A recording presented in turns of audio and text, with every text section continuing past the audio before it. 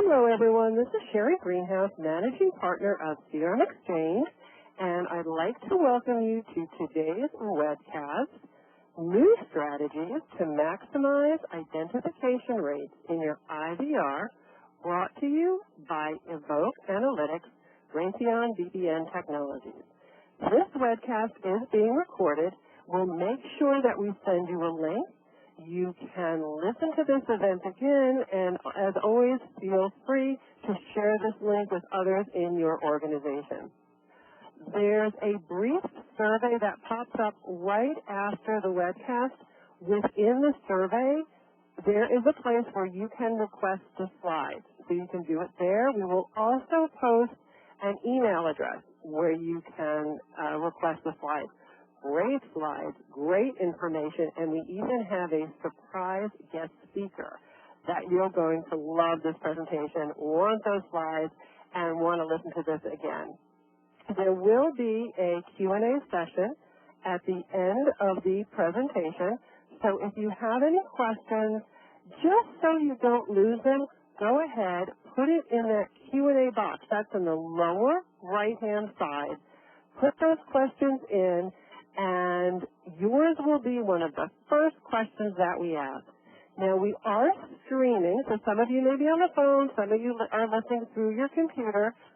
If you find at any time maybe the sound will go out or it'll be a little muffled, don't worry, it will pop right back. But if it's longer than that, that's when you want to use chat. You want to select your WebEx producer. He will help you right away with any technical issues that you may have.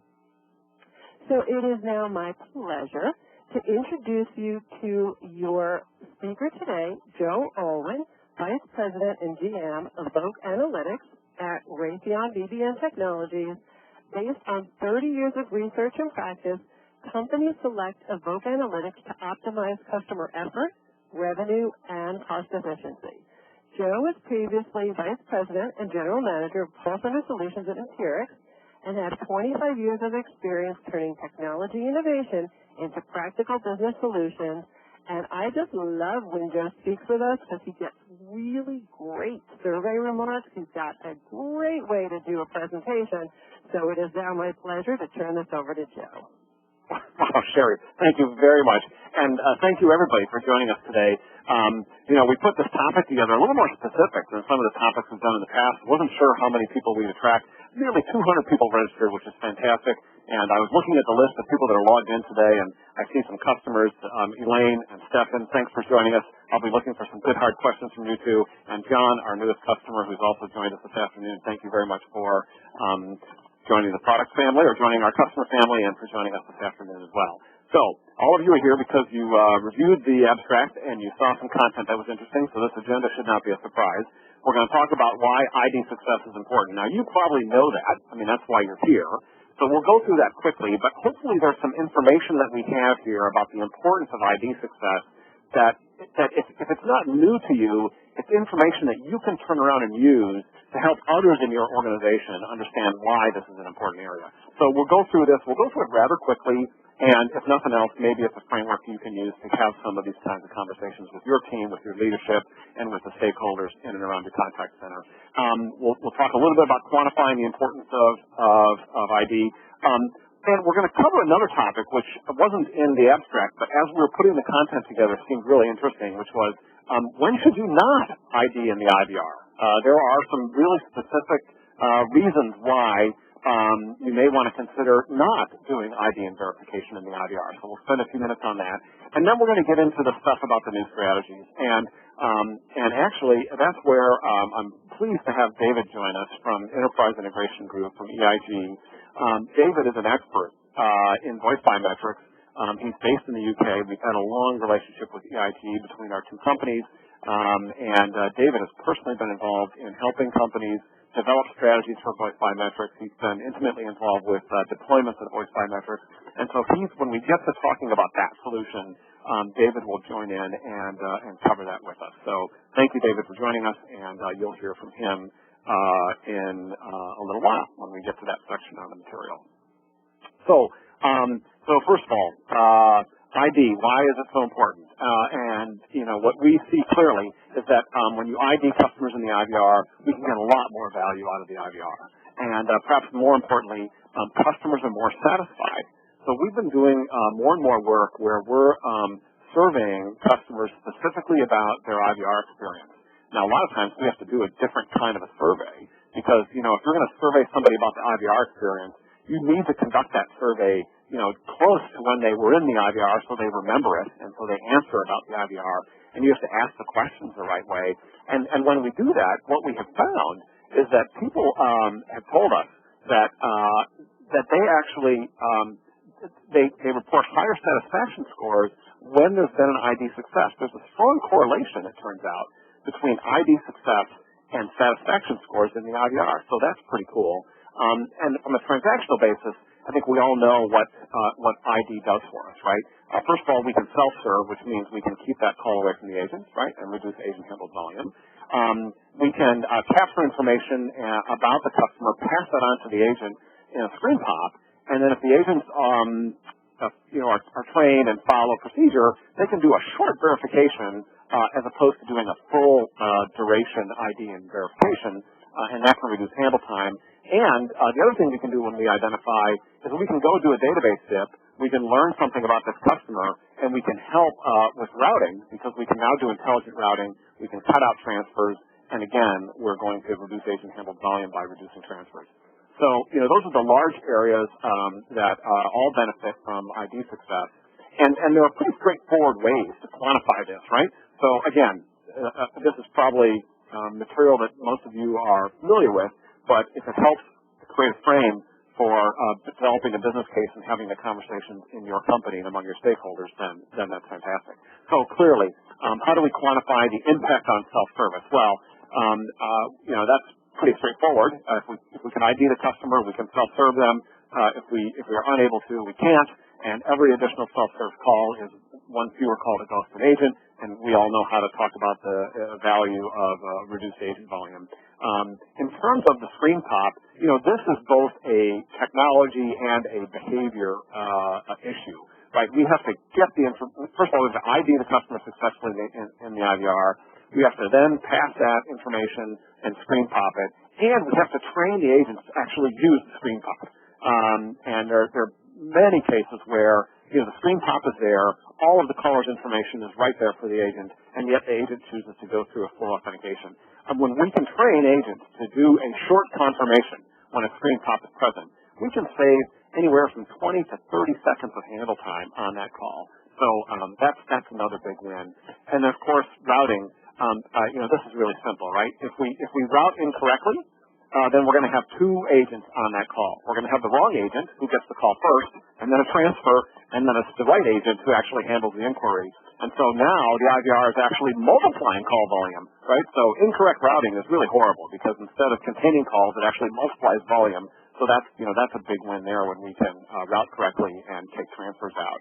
And then of course ID success. And this is the area where we were so pleased to actually see a correlation in the data between customer reported satisfaction with the IVR and those that have identified. And we think it maps right to the reduced effort that a customer has when they identify. If you look at calls that have identified successfully in the IVR versus those that have not, the ones that do identify successfully in the IVR have less total phone time. So less total time taken away from the customer's day when we can do a successful ID. That translates to lower effort. That translates to a better feeling of satisfaction. And of course, higher resolution, right? We can resolve the call in the IVR through self-service, and we give the agent more information so they can get. So anyway, that's the sort of basic outline of how we get to a reduced effort, which can translate into whatever metric you use, whether it be CSAT, Net Promoter, customer effort score. That all shows up when we can improve satisfaction and improve the experience. All right. Well, can I be more specific? And the answer is somewhat. I mean, the reality is all of these sorts of improvements are highly dependent on your environment, what kind of calls are coming in to that particular center or on that contact number. However, looking across the years that we've been doing this and the companies that we've worked with, It's not hard to go in and take a look at just the ID and verification processes in the IVR and identify a total of 5 to 6% of cost reduction potential just by improving the ID&V process. So, there's lots of ways to improve, to reduce costs, to contain more calls in the IVR, to take call volume out. But we can attribute pretty consistently the opportunity to take on the order of 5% of cost out. And how do we do that? Well, we do that partly through call flow improvements in the IVR, and we do that partly through training agents to use that screen plot properly when it shows up, and partly from increasing self-service and reducing. So you take all of these things in aggregate, and that's the sort of expectation about what it can mean to go work on ID&V as a specific improvement area. Okay, so let's move on then and talk about measuring, because I think we've just talked about quantifying. One thing that we have discovered in doing this kind of work with customers is that how you measure ID can have a real impact on your ability to see the opportunities for improvement and to convince others that we ought to do it. So I guess this is true in many KPIs, right? Are we measuring the right thing? And are we measuring, do we have a metric that gives us an understanding of what's going on? And do we have a metric that gives us sort of good guidance on where to focus our efforts to make a significant difference? So here's what we normally see, right? We normally see a metric like this first one, percent of all calls identified. 30, 40, 50, 60% of our total inbound volume has been successfully identified in the IVR. And that's, it's a common metric. And I think sometimes it's used because we like to summarize things in one number so that we can sort of surface those up the leadership chain and have, something simple and understandable. The problem with that number is it doesn't really tell us where to go to make it better. And so what we have found is that it's far better to look at two metrics instead of one. What percent of calls do we ask to identify? Right? We may not prompt everybody to identify. And so the ceiling, the limit on ID rate in our total volume may be just we're not asking enough people. Or we ask a small number, and therefore we're only going to get a small number. So the strategy might, the call to action might be to re-examine where we have ID placed in the IVR flow and to reconsider whether we should move ID in the flow in order to ask more for their identification in the first place. So, what percent of calls do we even ask? And then the second metric, of those that we ask, how many succeed? And this tells us something else. This tells us that the specific steps we use to collect the ID information, how well does that dialogue module work? So the first metric is really how many calls do we put into that dialogue module. The second metric is how well does that dialogue module work. All right, so these are, two metrics that kind of give us a little more, a little richer understanding of what's happening and can give us a little more guidance about which of these should we go work on. And where, in either one, do we really have opportunity to make a difference?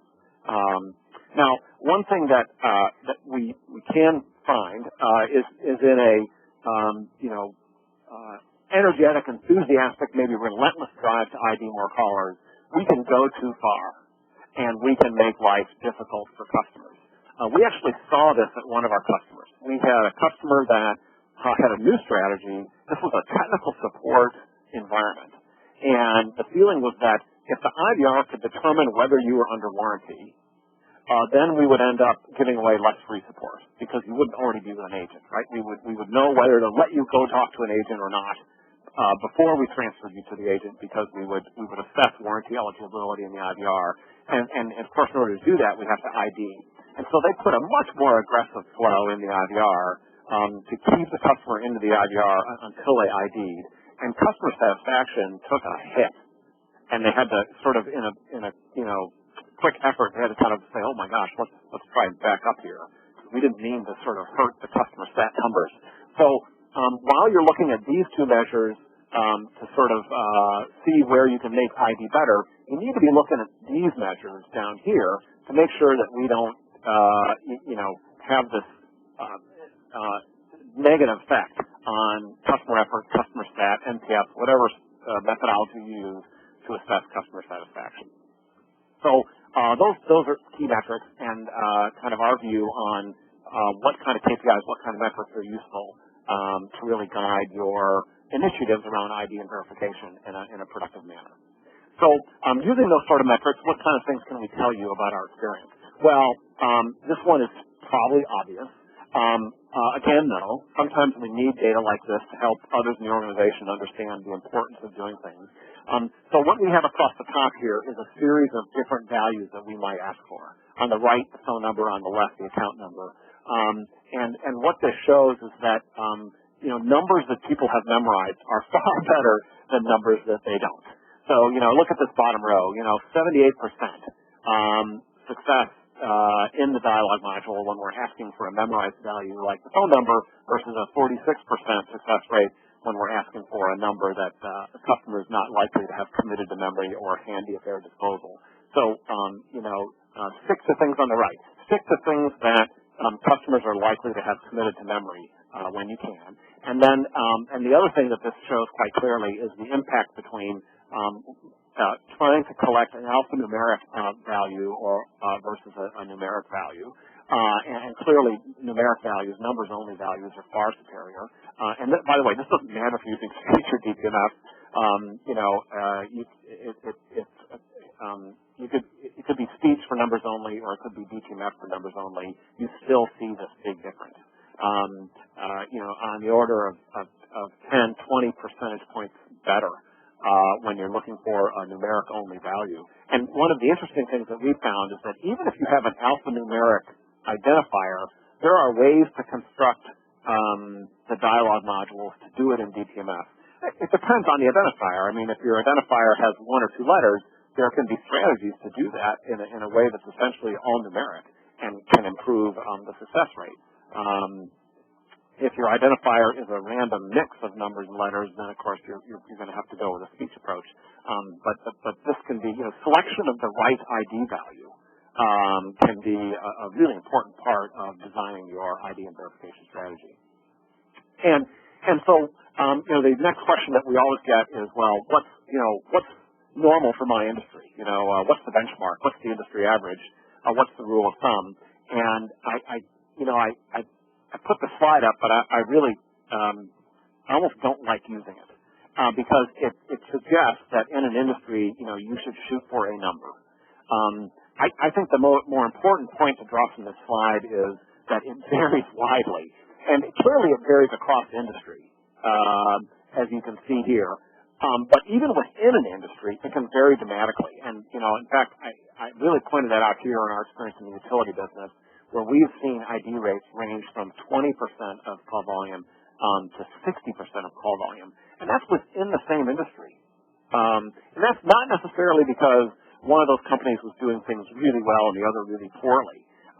It turns out that, that there is such variance in company strategies, in your customer base, in the channel mix you offer your customers for doing certain kinds of transactions, that the ID rate that you should be able to achieve is highly individualized. So, if you're in a utility and you look at this sort of average of 46% and you're sitting at 50%, you might think you're pretty good, unless we take a look at your call volume and see that you really ought to be at 60%. Forget the industry. Your mix of calls, your business policies, the way your calls are at, you should be at 60%. We have found that you can investigate the call volume in a center, and by studying the call volume, we can tell you what the upper limit is in your center with your business and your policies. And so, achieving your maximum potential is probably more important than saying, how do I stand up against some average across industries? So these numbers are interesting. It kind of says that ID rates can be all over the map. We have seen financial services environments where the ID rates was in the 30s and 40s, and because of the nature of that contact line, was never going to be any better. And conversely, we've seen ID rates in the healthcare space that were, 60, 70%. Again, because of the nature of that particular contact line. Who was calling? How often do they call? What's the relationship? what's the nature of the inquiry that comes in on that contact number. So, interesting set of numbers, but don't sort of run off just on these averages and draw some conclusions about where you should be, where you could be, or, what would be good enough versus your potential for your particular center. All right, and so here's the other really interesting topic that came out in the course of developing all this material and looking back over, the customers we've had to work with. And there are absolutely cases where the customer should back off on ID and verification in the IVR. Either not do it at all, or do it only for selected dialog modules, or only for selected queues. And what are some of these? Well, if your success rate is low, if you have complex identifiers, if you have strict security policies that require you to get 3, 4, 5 forms of ID or something like that, such that the customer effort rate is going to be high. And by customer effort, we mean, retries over and over again, error outs, people that give up and abandon. There's just not value there, right? You've got to rethink that entirely. If you don't have the ability, if you collect an ID in the IVR and successfully authenticate a caller in the IVR, but you do not have the ability to pass it on to an agent, you really got to think about whether you should be doing that. The number one complaint that we see on satisfaction scores, and I think people are getting less and less tolerant of this as time goes on, people hate to provide the information twice in the call. Once in the IVR, again with the agent, again with the next agent. It's just an aggravator. It's, people feel that it's a waste of their time, and they get frustrated by it. And so I think, if you're IDing in the IVR and you're not passing that information on to centers, you got to stop and say, wait a minute, why are we doing that? And we need to rethink that. Or maybe we need to up the priority on our CPI project, and worry about that. Worry about that before we try to ID even more callers. So that's a critical one. And very related to that is if you do pass it on, but you have agents that aren't following the policy and, they sort of tolerate the screen pop and go through their standard script anyway, then I think you've got a problem there too. And, you either need to focus on some agent training and some agent behavior issues and say, look, if the screen pop is there, you ask one question to verify and move on. And if the screen pop isn't there, you ask the standard 3 questions, get a full authentication. But, the number of agents that get the screen pop and still do the standard 3, 4 questions of authentication, even though the information in front of them is, in most environments, is way too high. And that's an area that, prompts some investigation, some study, and some thinking about where do you focus. It could be that ID and Verify doesn't have a material impact on the routing decision. In which case, let's push ID and V only into the self-service modules and not do it up front, right? If it doesn't benefit the routing decision, then you don't necessarily want to do it early in the flow. Self-service messages. Most self-service messages, of course, need an ID and V, but an outage line. You may not need to have a full ID and verification to provide an outage announcement. So, thinking about the kinds of information and where the ID and V really benefits or is required in order for that type of information or for that routing decision will help you in deciding should we ID and V at all, or should we do it here, or should we do it somewhere else in the overall flow of your IVR application.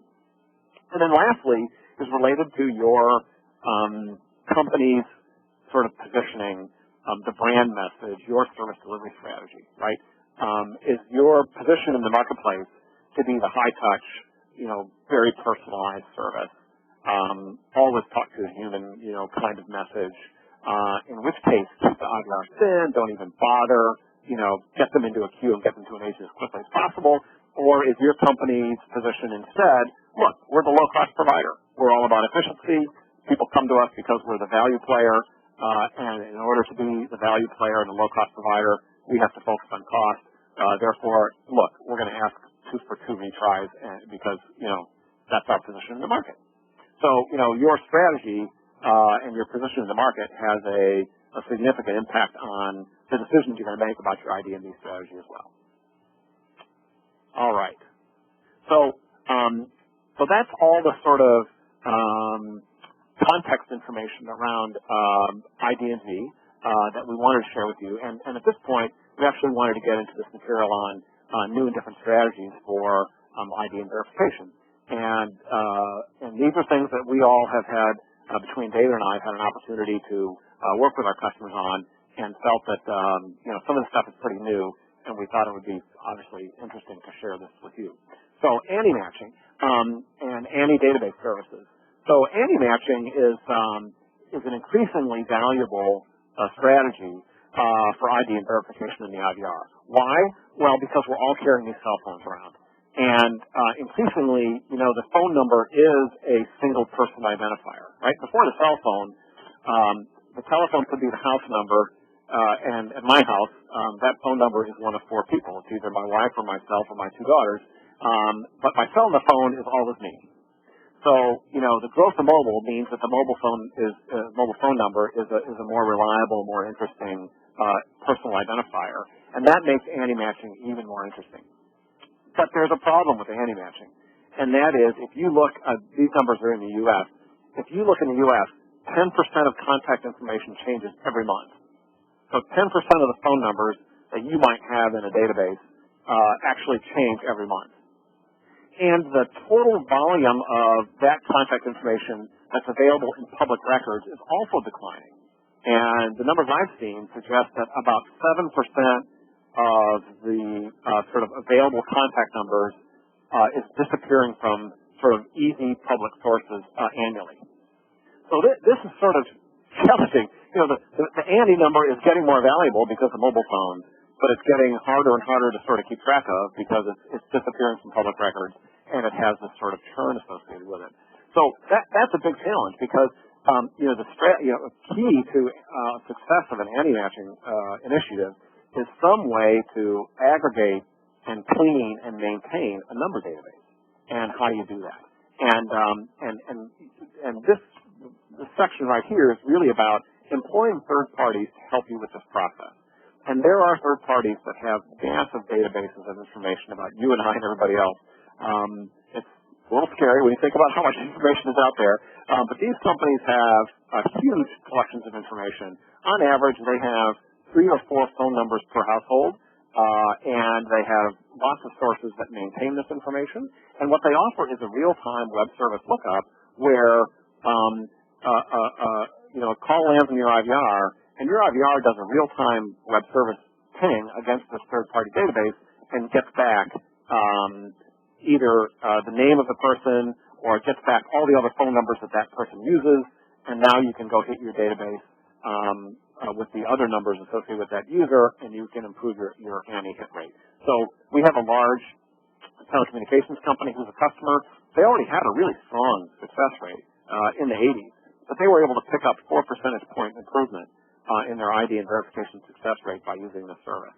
And at their call volumes, that was a huge, huge financial win. So this is pretty interesting.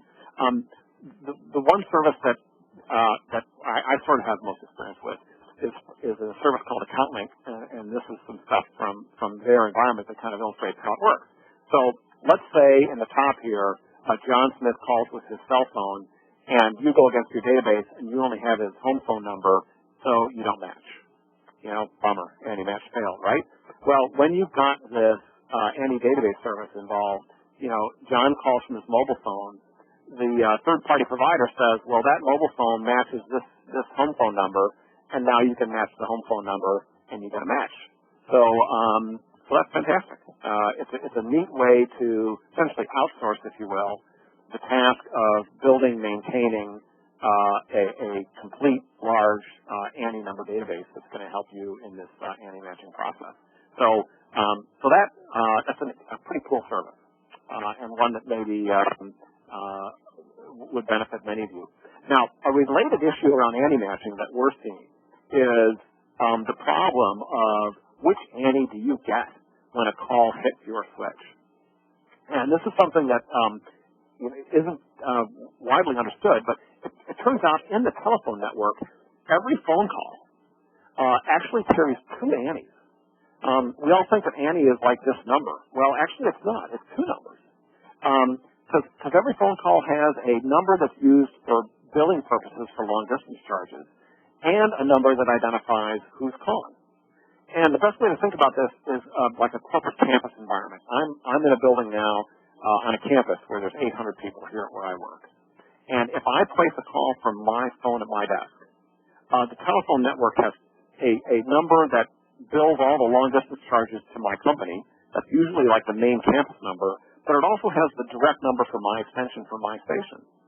And so when my call hits the call center, they might get my main number, my billing number, and then all you know is I'm one of 800 people, or you might get my actual direct desk station number, in which case you know it's me. So that's the difference between these two numbers, the billing number, the BTN, and the calling party number, the CPN. Both of them are in the phone network, and the issue is that there are many cases where a configuration or a provisioning choice has been made that delivers the wrong value to you when you receive the call. And this can happen in the carrier network. It can happen in the peering points between the long-distance carriers. It can happen in the configuration of your trunking service. There's a feature called anti-egress or anti-delivery where it can be selected that you always want the billing number, you always want the calling party number, or you want the calling party number when it's available, and when it's not available, you want the billing number. But we find in many cases where this has not been configured correctly, and therefore companies are getting billing numbers, and therefore they're getting, they're unable to do anti-matching when anybody's calling from their work.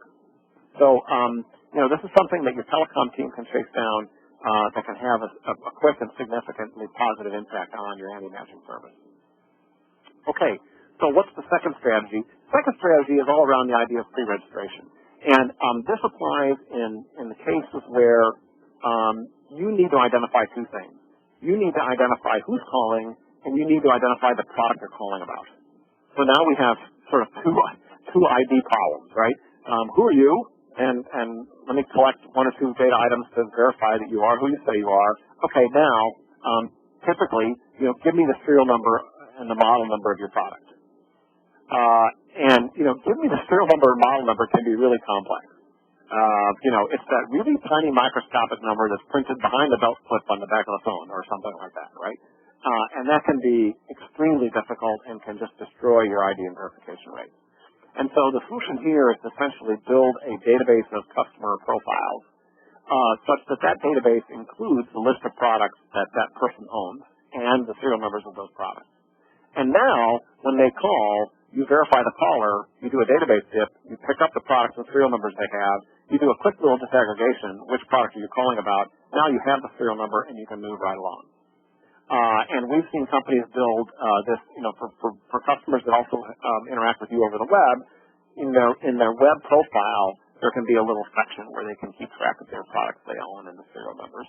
And now you can have this environment in both channels, right? In the web, is an easy place to maintain and can be useful when they're working on the web as well. But then it's a database resource that can be used when they call into the IVR. This in cases where we've seen this strategy deployed, it worked phenomenally well and doubled the number of callers that were able to ID and verify in the IVR because of this pre-registration idea. And because of that, you think about this. I mean, in this kind of environment, the queues are frequently product specialty queues. And if we can't identify the product correctly, we're going to put you in the wrong queue, and you're going to have to be transferred. So this particular customer saw, a huge reduction in transfers, which is what? It's a huge reduction in agent call volume, massive cost savings, much more, customers are more satisfied, just kind of a win all around.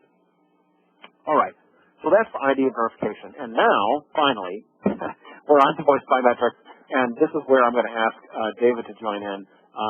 David, again, is with EIG, an expert in voice biometrics, lots of experience helping companies assess voice biometric strategies, work through voice biometrics pilots and deployments. And David, why don't I turn it over to you and take us through the next few slides. Okay, thank you, Joe. Good afternoon, everyone. We have many clients who are looking to maximize their identification strategy, and a significant proportion of those are considering voice biometrics, and we spent a lot of time working with those clients to look at really the three-stranded issues of the accuracy of the biometric itself, which I'm not going to talk about a huge amount today because it's a pretty mature technology. The customer acceptance, which is generally quite high now as long as your customers actually trust you as an organization, and also the business return. And I'm going to focus a little bit mostly on the business return side of things because it turns out to be a relatively complex topic, but there are real nuggets in there if you get it right. So the problems that many companies are facing when they're looking to deploy voice biometrics are really twofold. First of all, particularly companies that have mature self-service offerings, they want to get higher validation rates so they can have higher self-service rates. But there's always going to be a proportion of the population who will not remember the information that's sent out to them. I'm one of those people. I just lose it down the back of the sofa and scribble it on pieces of paper, and then it gets lost away. Or they're not even registered in the first place for a PIN code. There's quite a tricky method involved in sending out paper and verifying it, and all the little scratch things for PIN codes and all that kind of stuff.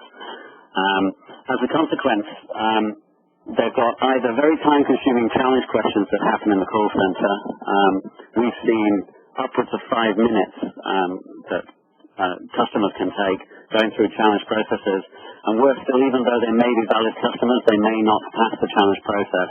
And then not only are you not serving the customer, you've got a dissatisfied customer, you've got no opportunity to sell and things, etc., etc. So it can be a very serious problem.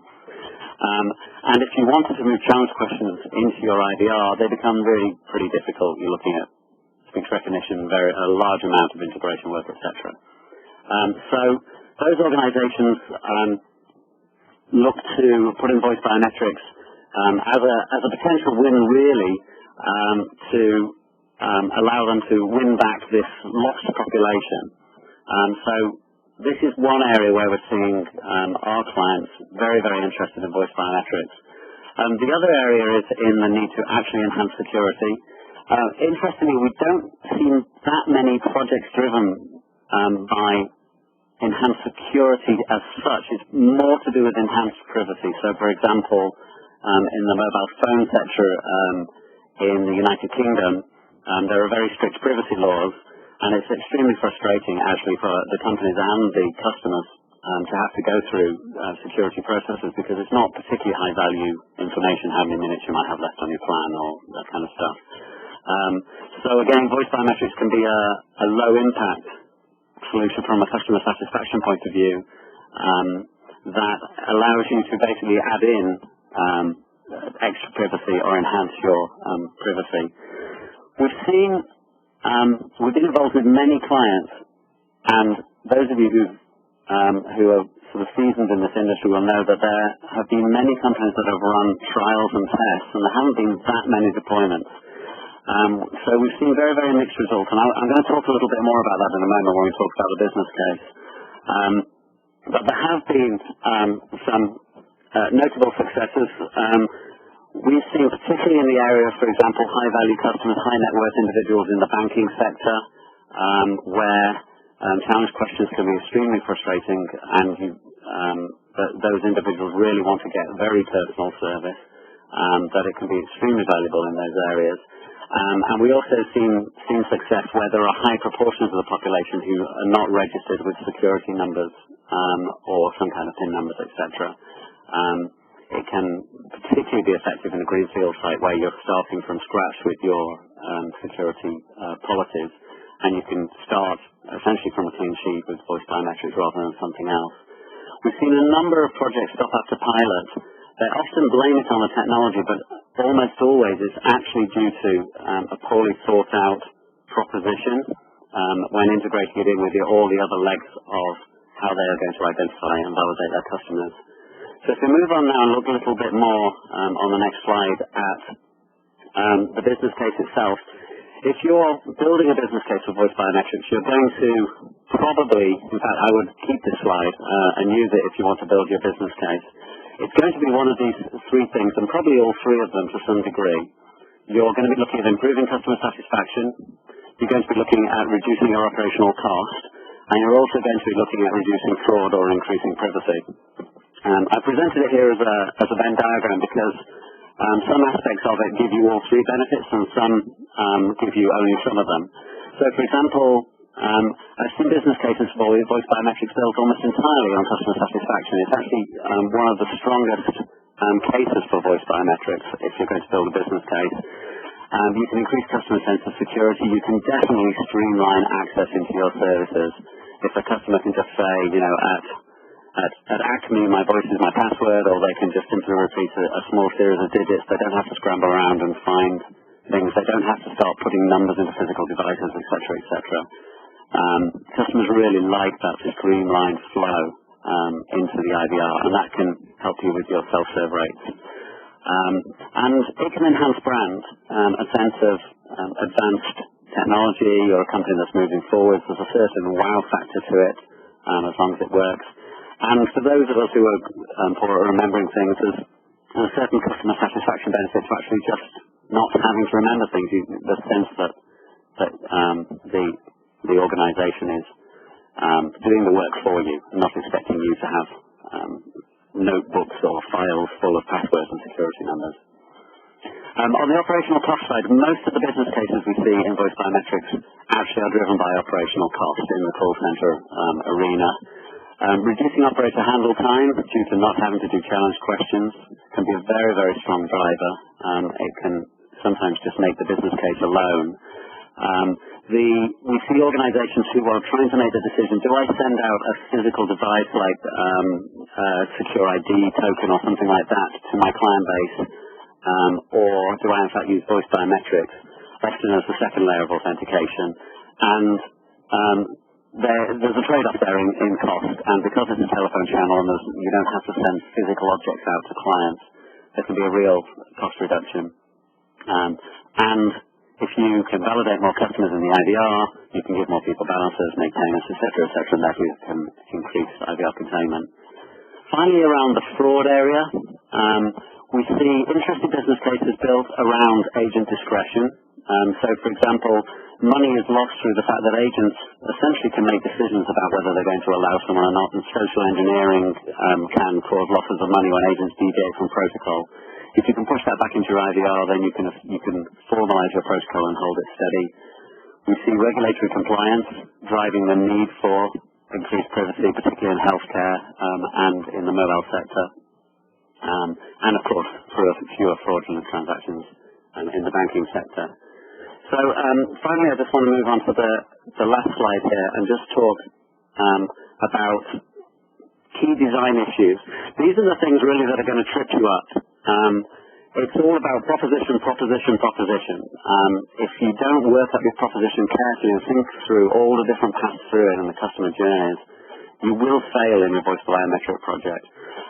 One of the key stumbling points is enrollment.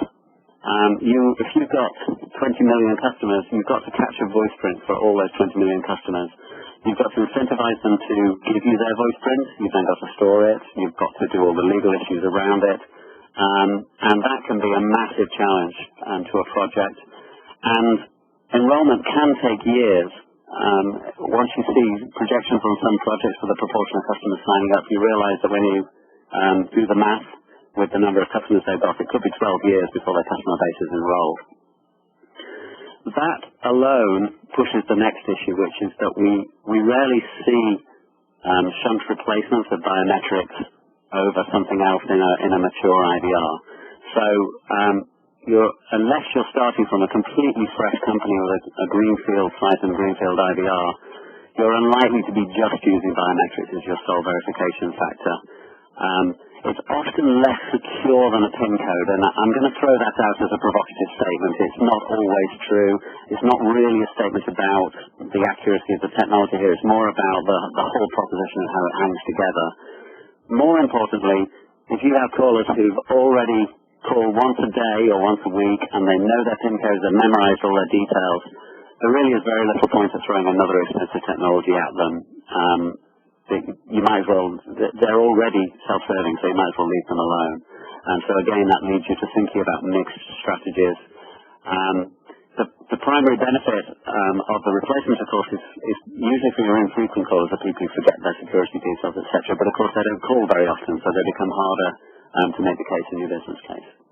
So what we generally see is for successful projects use mixed or layered strategies.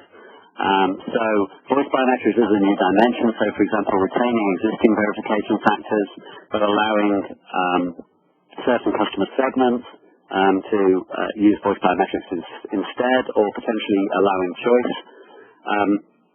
There's cost implications of that, and sometimes having a hosted service can help you manage the sort of introduction of that without having to put massive infrastructure in place. Low-risk inquiries, you can essentially offer the choice of existing services or biometrics. And one of the other areas where we're seeing some real success is extending the scope of your self-service in the IVR by enabling higher risk transactions to now move into the arena of your IVR, because you can put voice biometric in as an extra layer on top of what you've already got. So I'm going to hand over back to Joe now to wrap up, and then I'll very gladly take questions at the end. Great. Thank you, David. So this is fantastic. I think you pointed out things that folks have to keep in mind as they consider voice biometrics and consider pilot. And I think, showing folks the things that could trip you up is great. But, I guess what I'm taking from this is it's not a silver bullet. It doesn't work everywhere. But if you carefully craft how and where you're going to use it, it can be very successful.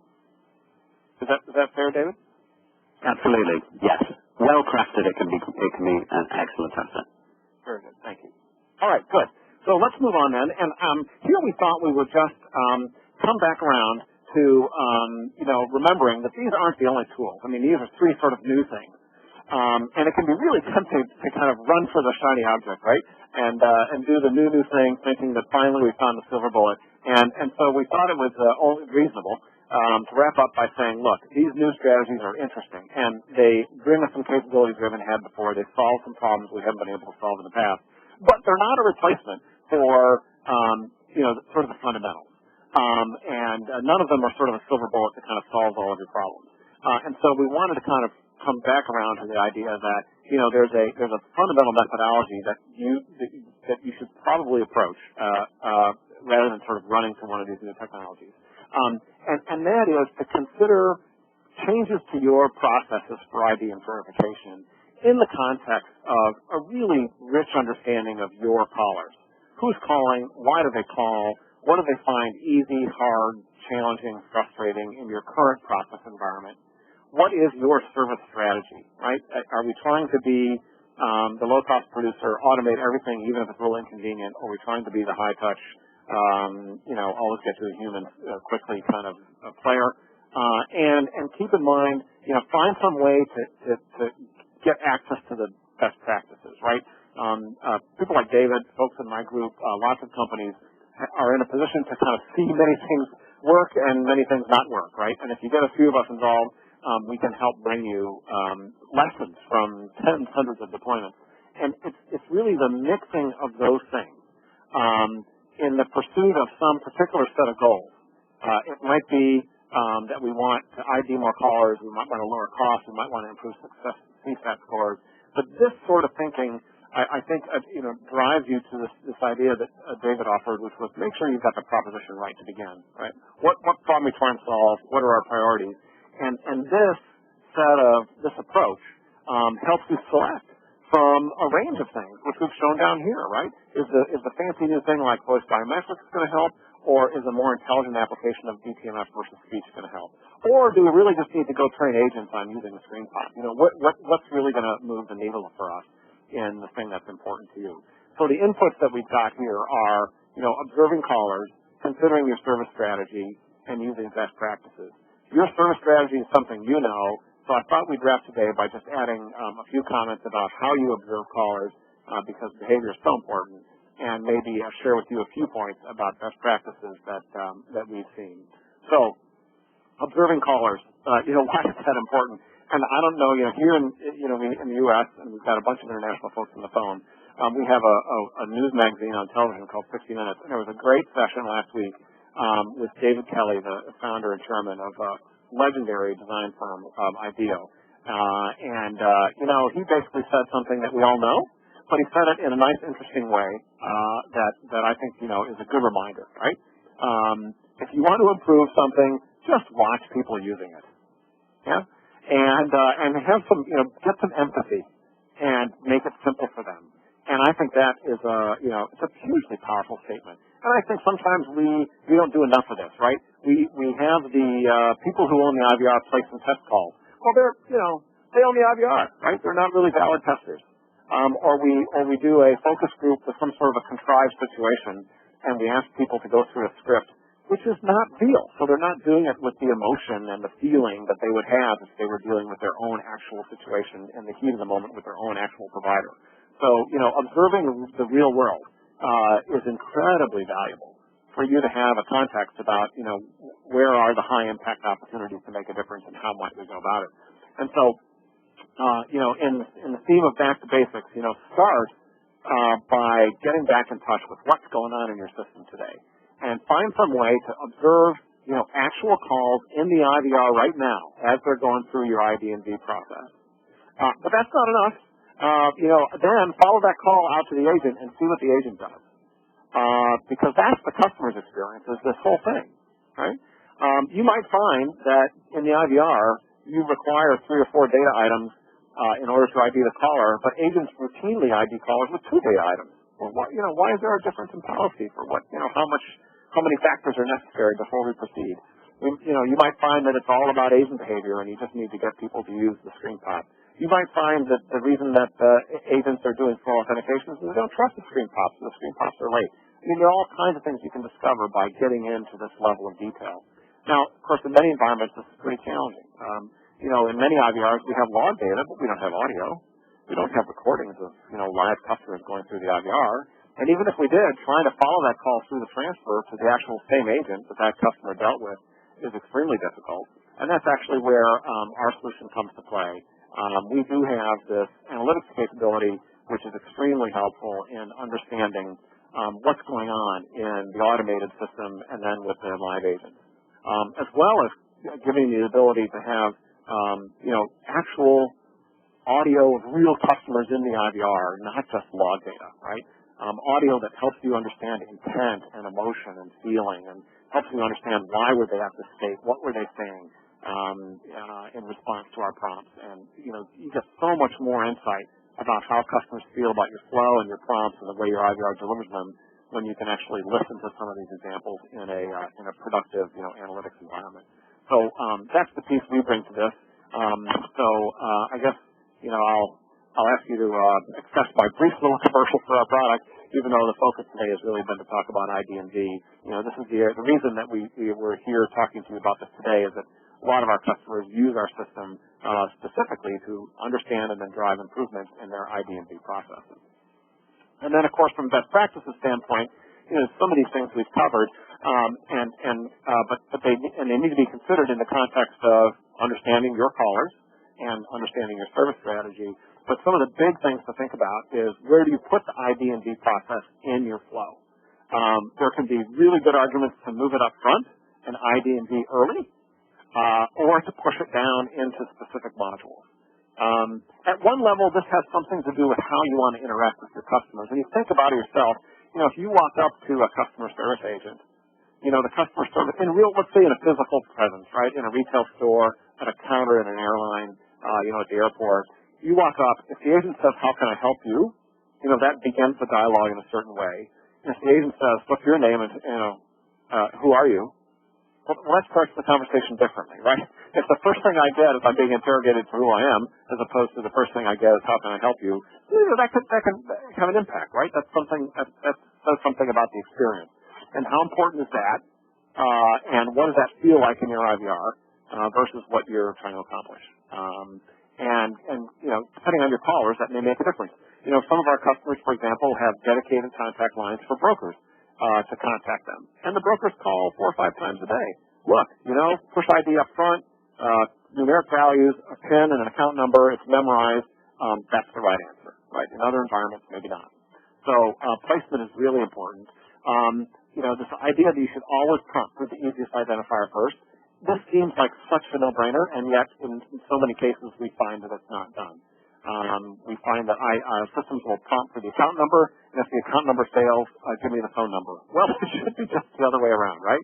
Start with things that are memorized, start with things that are numeric, and think carefully about how you craft those retry strategies and the second chance strategies. And also, how many of those you make your customers go through before you say, okay, forget it. Let's get them out of here and get them to an agent and service them. Modality is something I think we're getting better at as an industry. For a while it seemed like, there was this idea that speech solves all problems and it's the way people want to interact. And then I think that to us it looks like the pendulum has swung back. And I think what we have found is that people mostly want to get their question answered, and that's actually a little more important than whether they're doing speech or DTMF. And it turns out that it's not that hard for somebody to key in an entry and then seek a response and then key in another entry. So, it's really about what modality helps customers get through the process. And with analytics and some reporting, it's really simple to put this in your system and actually measure what's going on and get data to show you, what's really making, what's working best for your callers. And more important than, the current fad about natural language or whatever is what's getting success rates and low effort in your environment for your customers and for your callers. So those are some comments on best practices. This is such a small list. I mean, there's so many things that David has seen in his client engagements that we've seen among our customers if you're embarking on a project, find some people you trust, some people you like that can bring their experiences and kind of contribute best practices. Now, again, you shouldn't follow best practices just because it's the best practice, just like you shouldn't use benchmark numbers just because they're industry averages. All of this stuff has to be done in the context of your environment. And when you do that, that's when you're going to really make a difference in improving the system for your customers, for your callers, for your companies, for your contact centers. So, summary, where are we? Let's just sort of net today before we get to a few questions. And I just looked at the clock. We've blown through almost all of our time. But we will do some questions for those of you that can hang around. Summary, there's an opportunity in your ID&V processes to take on the order of 5% of costs out of your call center. And at the same time, improve customer experience and customer sat. That is true in many/most cases. Make sure that you start with some metrics that actually inform and guide you towards success and towards initiatives that are going to make a difference. Certainly take advantage of these new tools. They're pretty cool ideas, and there's certainly cases where they're making a big difference to companies. But don't think that they're silver bullets or the shiny object.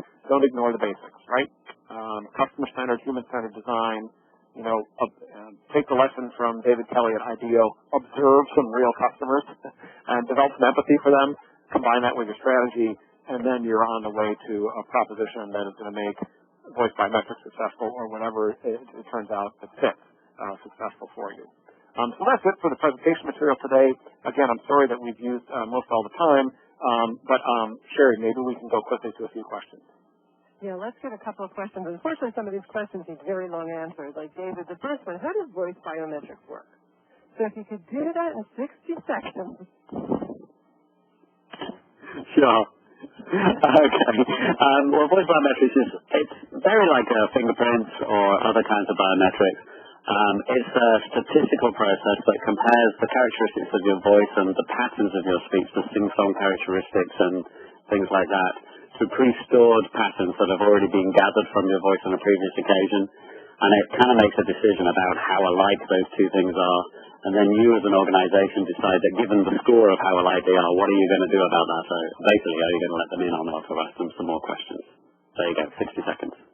Very good. And I might Sherry, I might add to that just to explain. I'm a Vanguard user, and when I call them, they ask me for a touch tone my social, and then right after I touch on my social, it says, repeat the phrase, at Vanguard, my voice is my password, and I just say that, and then it says, thank you, let me deliver you to your representative. So, that's kind of the flow, and David explained kind of the science. The key thing, though, is that, Joe, you will have had to already give them a sample of that, won't you, so that they know who you are. That's right. About a year ago, I called in and the system said, hey, would you like to do this instead of trying to scramble to find your PIN? And I was like, sure.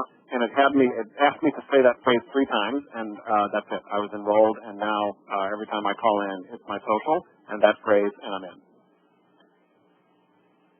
Okay. Here, David, outside of maybe some key design issues, why do you think there are so many voice biometrics projects that don't go beyond the pilot? Oh gosh, this is very hard to answer quickly.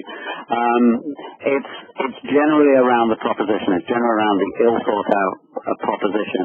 And to put it crudely, when you try to build the business case, the cost of the infrastructure and the effort of gathering the voice prints and the enrollment just tends to slightly overwhelm the business benefits that you can squeeze out of it at the end of the day. That's probably the best way of summarizing it. You need to get that balance right.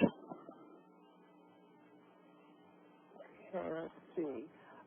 For Annie, have you seen success with approaches such as, are you calling about the number you're calling from? Is there anyone doing that well with good success rates? Oh, yeah, absolutely. And we see the best success rates, probably, not surprisingly, in the telecommunications and cable environment, but we also see it being used in consumer electronics quite frequently and also in some utilities. So you bet. So you can either ask for a piece of information, right? So you've got the ANI, you've received that. You ask the customer for one piece of information, and then without asking the customer for the phone number, you can do a database dip and say, all right, did the piece of information I asked for match the ANI that I got with the call? If so, proceed. If not, then you can say, please tell me the phone number related to your account. And then you can do a match. So there's certainly easy ways, proven ways to handle that that have been very successful. Okay, let's see. Is it possible to get the CPN from VoIP calling platforms like Skype? Oh, absolutely. Skype, you can place a call from Skype to a landline, right? So you could, from a Skype client, you can call a land phone. And of course, when you do that call traverses the public phone network. And as soon as that call is in the public phone network, it has to have the 2 values, a billing number and a calling party number. Now, they might be the same, where there's a one-to-one correspondence. In a personal situation, that is usually the case. But absolutely, there's a calling party number associated with any call. Let's see. How do you mitigate the risk associated with inequality such as spoofing? Well, the same way you mitigate the risk with fraud or problems with any form of identification. In the voice biometrics world, people can collect a recording and play back a recording of your voice and spoof the voice biometrics platform. So, the way that we handle spoofing with ANI is the way we handle fraud in any ID, and that is we carefully consider how many pieces of ID we're going to ask for. And are you going to do single factor, 2-factor identification? And so it's crafting the specific items and the type of items that you're going to ask for before you consider that user's identification to have been verified. And as David pointed out, what we're seeing increasingly is this idea of a multi-level strategy. So for things that are low risk, like reading out a balance, we might only ask for 1 or 2 pieces of information. But if now you want to transfer money, we're going to ask you for a third harder piece of information. So that can be another strategy to mitigate those kind of risks. Do you have a recommendation? Let's see. What is your recommendation? Identify by ANI or by ID? Well, again, this is not a universal answer. I mean, it's we really have to look at the specific environment. Who calls you? Where do they call from? What's the nature of the inquiry? What sort of transaction is going to follow? Is it high risk? Is it low risk? How many other factors of identification are you going to ask before you verify identity? So I wish there were a universal answer, but I would say that in general, every call center should be looking to use ANI, because as mobile phones become more pervasive, the ANI value is more useful. There's an increasingly strong one-to-one correspondence between a mobile phone number, and a person, so it's a very useful piece of information.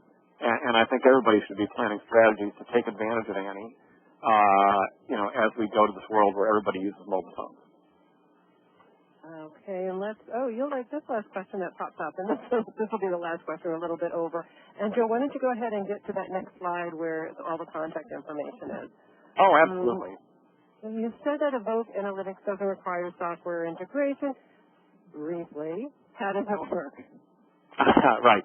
So the way our analytics platform works is we essentially are sort of inserted in the call flow between the public phone network and your call center. So we kind of sit in the phone network and we capture the call as it's going by.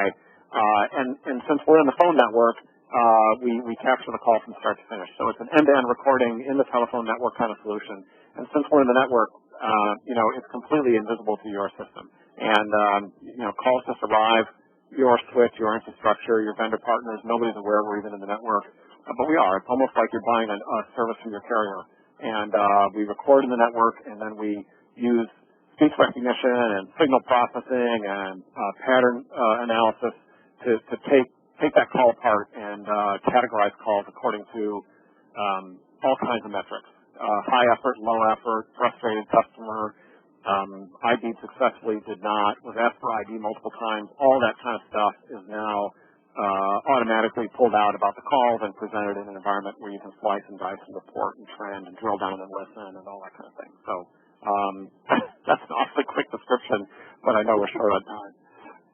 Yeah, we've gone over, and I want to thank everybody that stayed for about 7-8 minutes long.